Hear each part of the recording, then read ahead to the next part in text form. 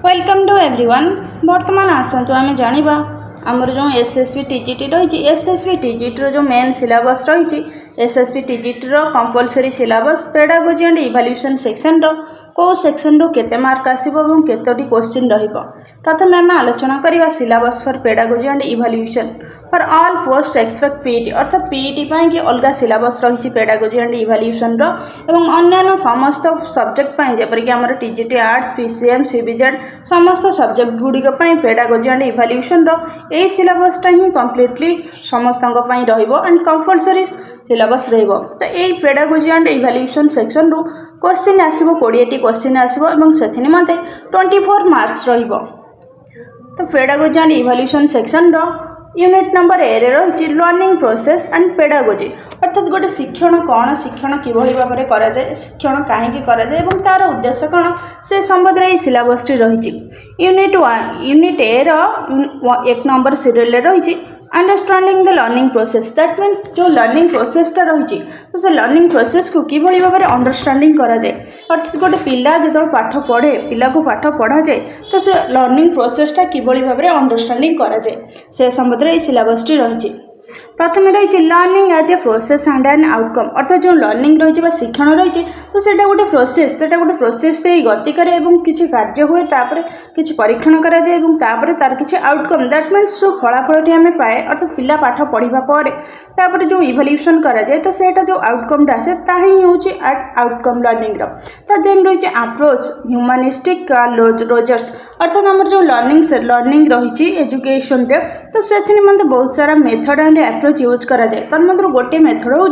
Method नुहे गोटे approach हूँ ह्यूमानिस्टिक अर्थात जो मेथड टी रही ह्यूमानिस्टिक मेथड तो तार जनक होती कार्ल रोजर्स अर्थात कार्ल रोजर्स मत ह्यूमानिस्टिक एप्रोच रे पिलाटी किभली भाव में शिखे किभली भाव में पाठ पढ़े से समस्त डिटेल्स रही।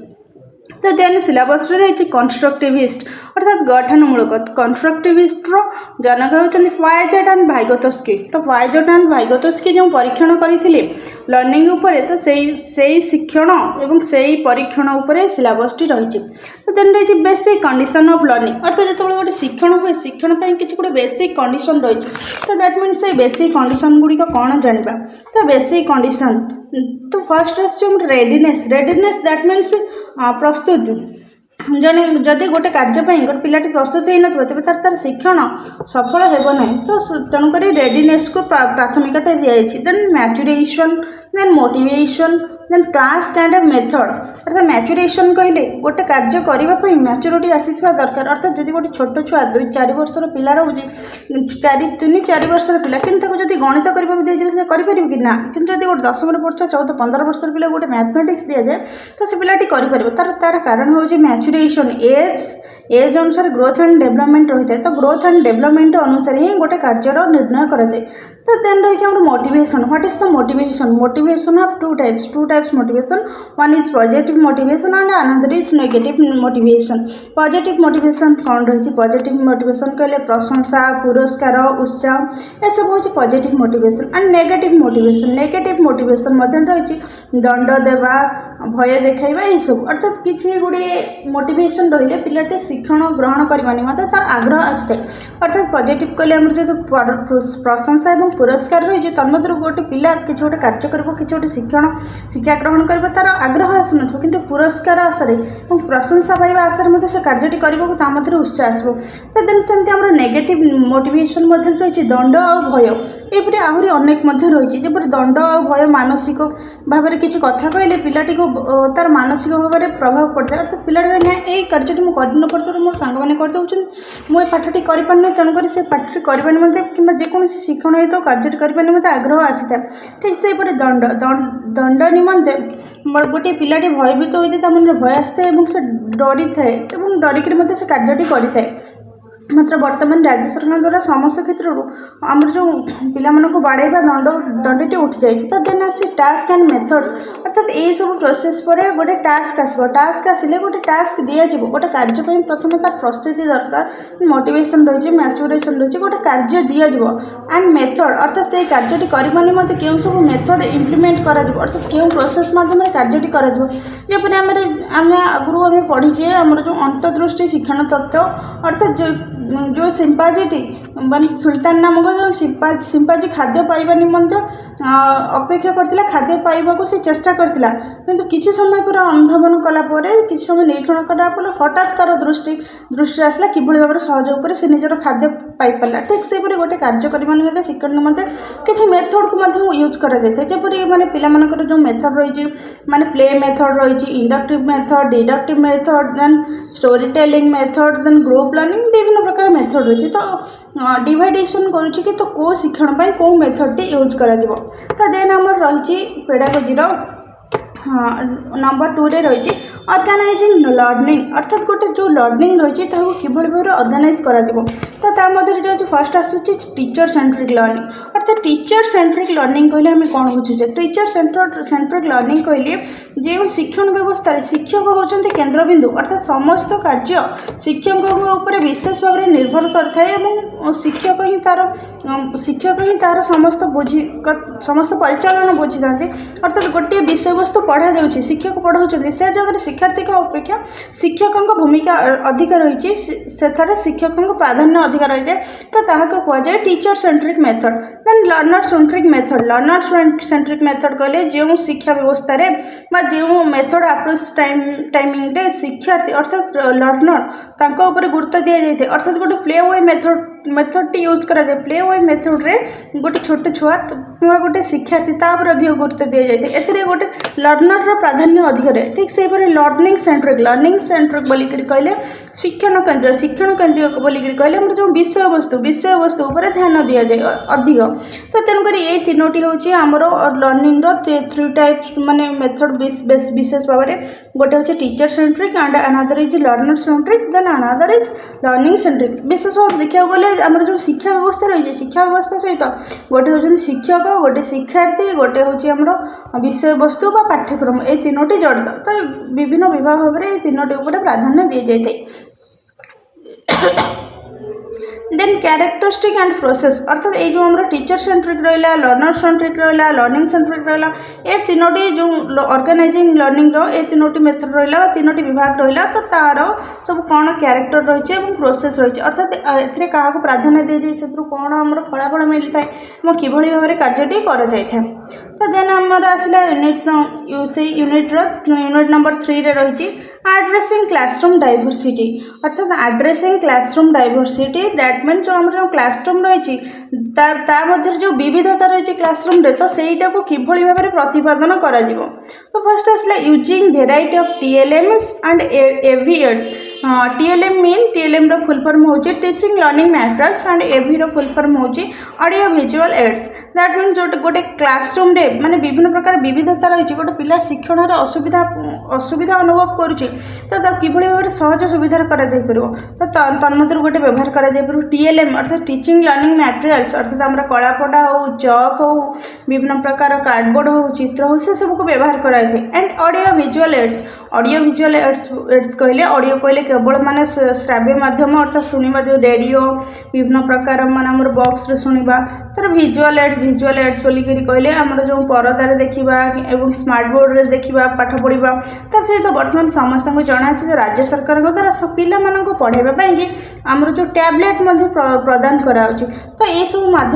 माध्यम बा साधन को व्यवहार करके पिला माने पढ़ी पारे। तो देन आम रहा using context of the learner, then using variety of activities while group learning, अर्थात जो गोटे ग्रुप लर्निंग करा गोटे पिला माने गोटे ग्रुप होकर पाठ पढ़े से समय किभली भाव में लर्निंग हेबो माने यूजिंग वेराइटी ऑफ एक्टिविटी, अर्थात विभिन्न प्रकार कार्य किभली भाव में करा जिवो। एंड स्मॉल ग्रुप लर्निंग, अर्थात गोटे छोट ग्रुप रे थिला बेले छोट दल थिबा समय किभली भाव में कार्य करा जिवो एवं शिक्षण प्रक्रिया को परिचालन करा जिवो। एंड सेल्फ लर्निंग, अर्थात गोटे सेल्फ लर्निंग कले निजे पढ़िबो, अर्थात गोटे पिलाटे निजे किभली भाव में पढ़ी पार। तो शिक्षक पिला समस्त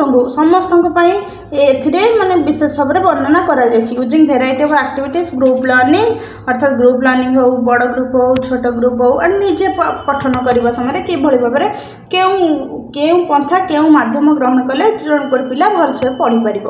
तो देन रही learner in the context of inclusive education, यहीटा ही आपने देखते inclusive education most important inclusive education को अधिक प्राधान्य दि जाए कारण बर्तमान समय आपण मैंने देखुए से जो पिलामानंकर किसी ना कि डिजेबिलिटी रही है डिजेबिलिटी कहने से दिव्यांग कह तो से दिव्यांग छात्र छात्री मानक इनक्लूसिव कहले मिसिकी सहित मिसिकी अर्थात आमर जो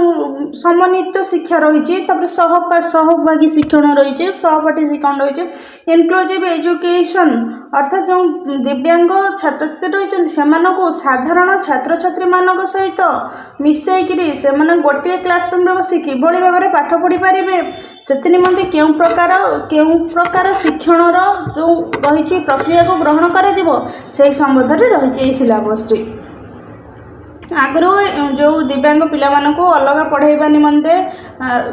सरकार कहते लोक मैंने चाहते कि वर्तमान समय सरकार दिव्यांग छात्र छात्री मानक साधारण छात्र छात्री मान सहित मिसाई पाठ पढ़ाइबा निमंते पदक्षेप नहीं। तो देन रहा सी रे रही आसेसिंग द लर्नर परफॉर्मेंस इवैल्यूएशन आसेसिंग बोलिक कहले आसेसिंग दैट मीन्स आसेसमेंट आमर जो रही परीक्षण रही परफॉर्मेंस इवैल्यूएशन अर्थात जो पिलाटी परफॉर्मेंस दूसरी तार जो शिक्षा ग्रहण कर शिक्षार कौन कि भाव में ग्रहण कर जो उत्तर जाणिक आम जाणिक कौन कर इवैल्यूएशन कर मूल्यांकन कर संबंध रही आसेसमेंट एंड इवैल्यूएशन मूल्यांकन और परीक्षण रही आमर। तो फर्स्ट आसला assessment and evaluation in constructive perspective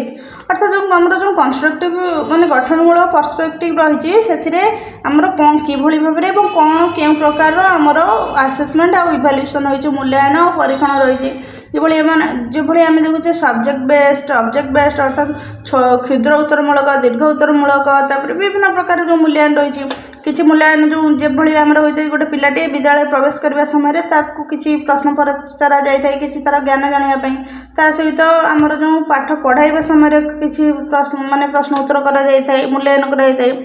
गोटे सप्ताह होता है गोटे मसरे होता है 6 मास होता है तो शेष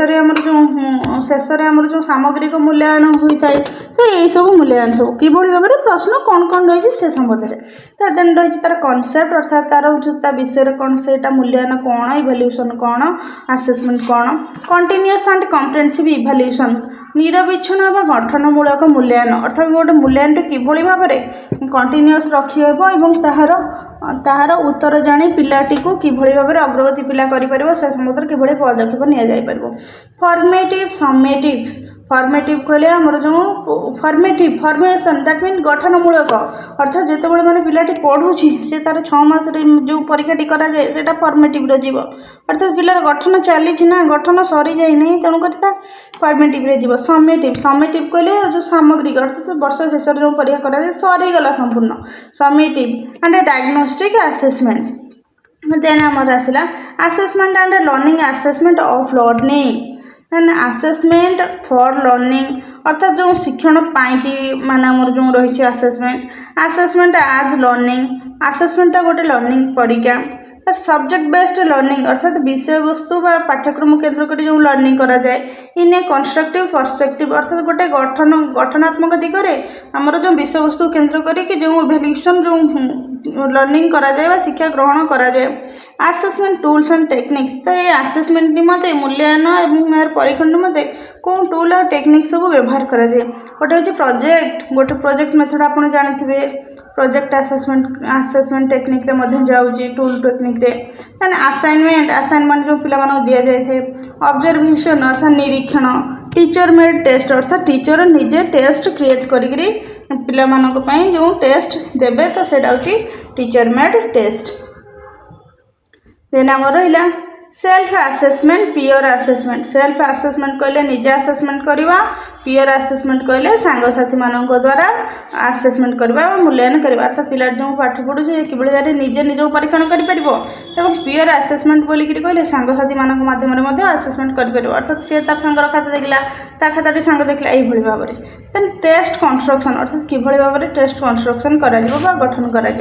steps and principle of test construction अर्थात क्यों क्यों पदक्षेप निपर तार नीति नियम कौन रही आमर टेस्ट टेस्टा को इवोल्यूशनटा को माने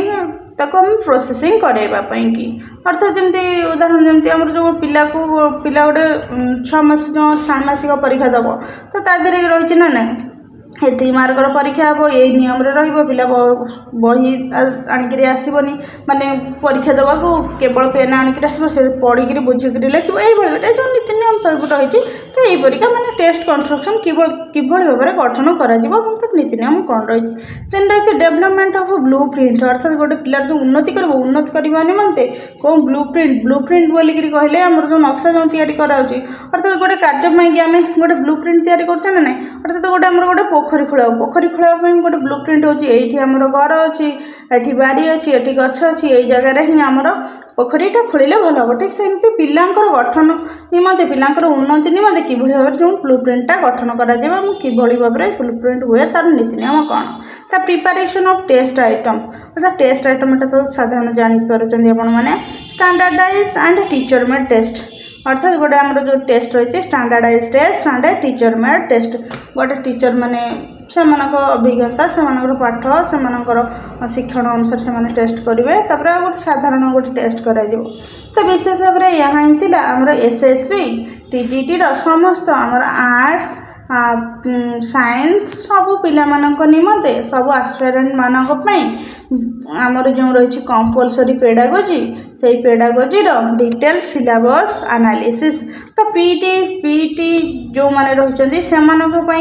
पेडागोजी एंड इवोल्यूशन सिलेबसटा अलग रही तो सही सिलेबस नेक्स्ट वीडियो रे आनिबो हमें तो जदि आपण मानकू आम वीडियोटी भल लगी तेज चैनल टी को लाइक शेयर सब्सक्राइब करूँ तो नेक्स्ट वीडियो रे आम से एसएसबी टीजीटी सिलेबस अन्य समस्त सब्जेक्ट सिलेबस अपलोड करूँ